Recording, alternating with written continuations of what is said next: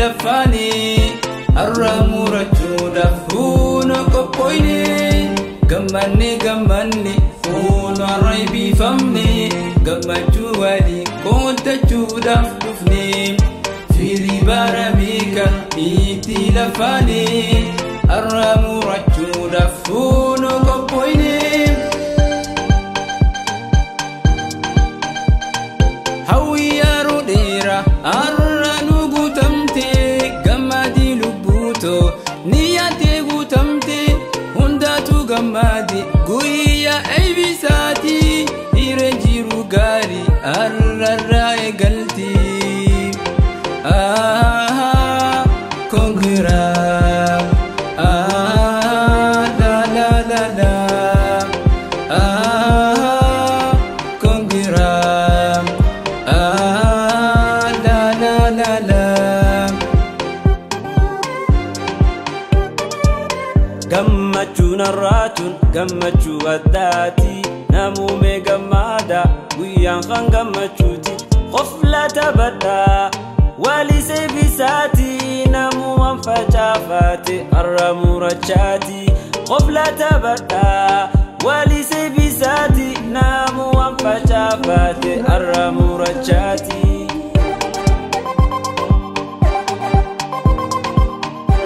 rakko simudatu farka hinkhanni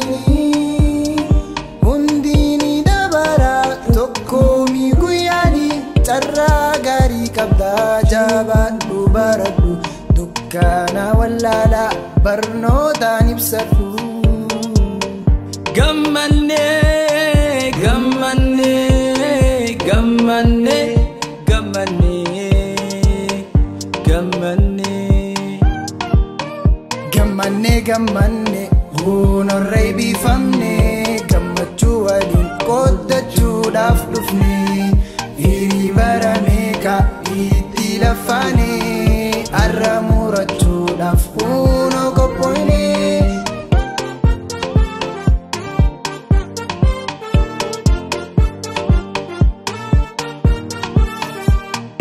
obsaye bagasingahe arrantana hawi khesantu lugome barana ya bahar khome gamadi arrantana khayo khesantu milka we barana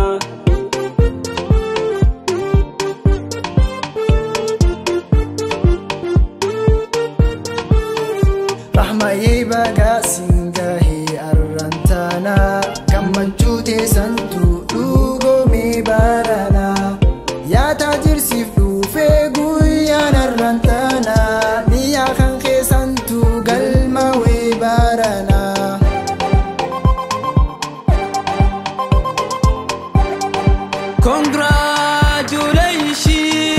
congratulations jannee nuti marti iduu eebbisuudhaaf waliin dhufne nuti hal irraa gammadan maatiileen isaati rabbummaan haa guutuuf akka niyyaasaati namuutu jabadha barnootaas baradha barumsa qanaani biyyattiin jaarradha yaa rabbi yaa allah suma abdii keenya atummaan nu guuti cufaani yaa rabbi